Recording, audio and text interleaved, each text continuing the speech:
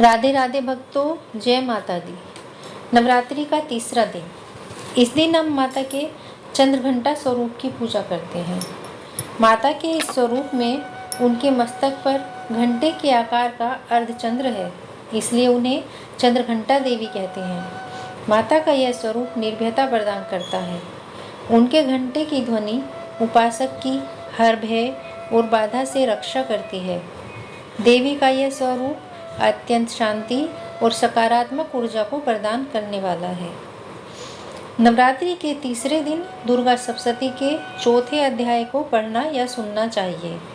तो अब मैं देवी के चौथे अध्याय को शुरू करती हूँ, जिसमें इंद्र और अन्य सभी देवता मिलकर देवी की स्तुति करते हैं। महर्षि मेधा बोले, देवी ने जब पराक्रमी दुरात्मा महिषासुर को मार गिराया और असुरों की सेना को मार डाला, तब इंद्र आदि समस्त देवता अपने सिर तथा शरीर को झुकाकर भगवती की स्तुति करने लगे। जिस देवी ने अपनी शक्ति से यह संपूर्ण जगत व्याप्त किया है और जो संपूर्ण देवताओं तथा महर्षियों की पूजनीय है, उस अंबिका को हम भक्तिपूर्वक नमस्कार करते हैं। वह हम सबका कल्याण करे। जिस अतुल प्रभाव और बल का वर्णन भगवान विष्णु, शंकर और ब्रह्मा जी भी नहीं कर सके, वही चंडिका देवी इस संपूर्ण जगत का पालन करे और अशुभ भय का नाश करे। पुण्यात्माओं के घरों में तुम सब लक्ष्मी रूप हो और पापियों के घरों में तुम लक्ष्मी रूप हो, और सतकुल में उत्पन्न होने वालों के लिए तुम लज्जा रूप होकर उनके घरों में निवास करती हो। हम उस दुर्गा भगवती को बारंबार नमस्कार करते हैं। हे देवी, इस विश्व का पालन करो। हे देवी, हम तुम्हारे अचिंत्य रूप का किस प्रकार वर्णन करें। असुरों का नाश करने वाले भारी पराक्रम तथा समस्त देवताओं और दैत्यों के विषय में जो तुम्हारे पवित्र चरित्र हैं, उनको हम किस प्रकार वर्णन करें। हे देवी, त्रिगुणात्मिका होने पर भी तुम संपूर्ण जगत की उत्पत्ति का कारण हो। हे देवी, भगवान शंकर, विष्णु आदि किसी भी देवता ने तुम्हारा पार नहीं पाया। तुम सबकी आश्रय हो। यह संपूर्ण जगत तुम्हारा ही अंश रूप है, क्योंकि तुम सबकी आदिभूत प्रकृति हो। हे देवी, तुम्हारे जिस नाम के उच्चारण से संपूर्ण यज्ञों में सब देवता तृप्ति लाभ करते हैं, वे स्वाहा तुम ही हो। इसके अतिरिक्त तुम पितरों की तृप्ति का कारण हो, इसलिए सब आपको स्वधा कहते हैं। हे देवी, वह विद्या जो मोक्ष को देने वाली है, जो अचिंत्य महाज्ञान स्वरूपा है, तत्वों के सार को वश में करने वाले, संपूर्ण दोषों को दूर करने वाले, मोक्ष की इच्छा वाले मुनिजन जिसका अभ्यास करते हैं, वह तुम ही हो। तुम वाणी रूप हो और दोष रहित ऋग तथा यजुर्वेदों की एवं उद्गीत और सुंदर पदों के पाठ वाले सामवेद की आश्रय रूप हो। तुम भगवती हो। इस विश्व की उत्पत्ति एवं पालन के लिए तुम वार्ता के रूप में प्रकट हुई हो और तुम संपूर्ण संसार की पीड़ा हरने वाली हो। हे देवी, जिससे सारे शास्त्रों को जाना जाता है, वह मेधा शक्ति तुम ही हो, और दुर्गम भवसागर से पार करने वाली नौका भी तुम ही हो। लक्ष्मी रूप से विष्णु भगवान के हृदय में निवास करने वाली और भगवान महादेव द्वारा सम्मानित गौरी देवी भी तुम ही हो। मंद मुस्कान वाले निर्मल पूर्ण चंद्र बिंब के समान उत्तम और स्वर्ण की मनोहर कांति से कमनीय तुम्हारे मुख को देखकर भी महिषासुर क्रोध में भर गया। यह बड़े आश्चर्य की बात है। हे देवी, तुम्हारा यही मुख जब क्रोध से भर गया तो उदय काल के चंद्रमा की भांति लाल हो गया और तनी हुई भुवों के कारण विकराल रूप हो गया। उसे देखकर भी महिषासुर के शीघ्र प्राण नहीं निकल गए। यह बड़े आश्चर्य की बात है। आपके कुपित मुख के दर्शन करके भला कौन जीवित रह सकता है। हे देवी, तुम हमारे कल्याण के लिए प्रसन्न हो जाओ। आपके प्रसन्न होने से इस जगत का अभ्युदय होता है, और जब आप क्रुद्ध हो जाती हो तो कितने ही कुलों का सर्वनाश हो जाता है। यह हमने अभी अभी जाना है, जब तुमने महिषासुर की बहुत बड़ी सेना को देखते देखते ही मार दिया। हे देवी, सदा प्रताप देने वाली तुम जिस पर प्रसन्न हो जाती हो, वही देश में सम्मानित होते हैं। उनके धन और यश की वृद्धि होती है। उनका धर्म कभी शिथिल नहीं होता और उनके यहाँ पुत्र पुत्रियां और नौकर आदि अधिक होते हैं। हे देवी, तुम्हारी कृपा से ही धर्मात्मा पुरुष प्रतिदिन श्रद्धापूर्वक यज्ञ करते हैं और धर्मानुकूल आचरण करते हैं और उसके प्रभाव से स्वर्गलोक में जाते हैं, क्योंकि तुम तीनों लोकों में मनवांछित फल देने वाली हो।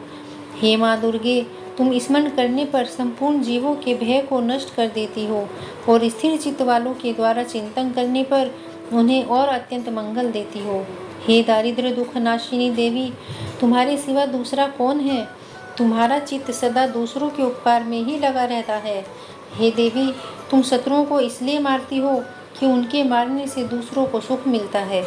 वह चाहे नरक में जाने के लिए चिरकाल तक पाप करते रहे हों, किंतु तुम्हारे साथ युद्ध करके सीधे स्वर्ग को जाएं, इसलिए तुम उनका वध करती हो। हे देवी, क्या तुम दृष्टिपात्र मात्र से समस्त असुरों को भस्म नहीं कर सकती? अवश्य ही कर सकती हो, किंतु तुम्हारा शस्त्रों से मारा जाना इसीलिए है कि शस्त्रों के द्वारा मरकर वे स्वर्ग को जाएं। इस तरह से हे देवी, उन शत्रुओं के प्रति भी तुम्हारे विचार अति उत्तम है। हे देवी, तुम्हारे उग्र खड्ग की चमक से और त्रिशूल की नोक की कांति की किरणों से असुरों की आंखें फूट नहीं गई। उसका कारण यह था कि वे किरणों से शोभायमान तुम्हारे चंद्रमा के समान आनंद प्रदान करने वाले सुंदर मुख को देख रहे थे। हे देवी, तुम्हारा शील बुरे वृत्तांत को दूर करने वाला है और सबसे अधिक तुम्हारा रूप है, जो न तो कभी चिंतन में आ सकता है और न जिसकी दूसरों से कभी तुलना की जा सकती है। तुम्हारा बल और पराक्रम शत्रुओं का नाश करने वाला है। इस तरह तुमने शत्रुओं पर भी दया प्रकट की है। हे देवी, तुम्हारे बल की किसके साथ बराबरी की जा सकती है तथा शत्रुओं को भय देने वाला इतना सुंदर रूप भी और किसका है?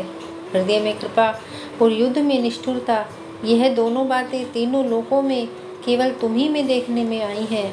हे माता, युद्ध भूमि में शत्रुओं को मारकर तुमने उन्हें स्वर्ग लोक में पहुंचाया है। इस तरह तीनों लोकों की तुमने रक्षा की है तथा उन उन्मत्त असुरों से जिनसे हमें अत्यधिक भय था, उसको भी तुमने दूर कर दिया है। तुमको हमारा नमस्कार है। हे देवी, तुम शूल तथा खड्ग से हमारी रक्षा करो, घंटे की ध्वनि और धनुष की टंकोर से हमारी रक्षा करो। हे चंडिके, आप अपने शूल को घुमाकर पूर्व पश्चिम उत्तर तथा दक्षिण दिशाओं में हमारी रक्षा करो। तीनों लोकों में जो तुम्हारे सौम्य रूप हैं तथा घोर रूप हैं, उनसे हमारी रक्षा करो तथा इस पृथ्वी की रक्षा करो। हे अंबिके, आपके कर पल्लवों में जो खड्ग शूल गदा आदि शस्त्र शोभा पा रहे हैं, उनसे हमारी रक्षा करो। महर्षि बोले, इस प्रकार जब सब देवताओं ने जगत माता भगवती की स्तुति की और नंदनवन के पुष्पों से तथा गंध अनुलेपनों से उनका पूजन किया और फिर सबने मिलकर जब सुगंधित वे दिव्य धूपों द्वारा उनको सुगंधी निवेदन किया, तब देवी ने प्रसन्न होकर कहा, हे देवताओं, तुम सब मुझसे मनवांछित वर मांगो। देवता बोले, हे भगवती, तुमने हमारा सब कार्य सिद्ध कर दिया है। अब हमारे लिए कुछ भी मांगना बाकी नहीं रहा, क्योंकि तुमने हमारे शत्रु महिषासुर को मार डाला है। हे महेश्वरी, तुम इस पर भी यदि हमें कोई वर देना चाहती हो तो बस इतना वर दो कि जब जब हम आपका स्मरण करें तब तब आप हमारी विपत्तियों को हरण करने के लिए हमें दर्शन दिया करें। हे अंबिके, जो कोई भी तुम्हारी स्तुति करे, तुम उनको वित्त समृद्धि और वैभव देने के साथ ही उनके धन और स्त्री आदि संपत्ति बढ़ाएं और सदा हम पर प्रसन्न रहें। महर्षि बोले, हे राजन, देवताओं ने जब जगत के लिए तथा अपने लिए इस प्रकार प्रश्न किया तो बस तथास्तु कहकर माता अंतर्धान हो गई। हे भूप, जिस प्रकार तीनों लोकों का हित चाहने वाली वह भगवती देवताओं के शरीर से उत्पन्न हुई थी, वह सारा वृत्तांत मैंने तुमसे कह दिया है। इसके पश्चात दुष्ट असुरों तथा शुंभ निशुंभ का वध करने और सब लोगों की रक्षा करने के लिए जिस प्रकार गौरी देवी के शरीर से उत्पन्न हुई थी, वह सारा वृत्तांत मैं यथावत वर्णन करता हूँ। बोलो भगवती माँ जगदम्बे की जय।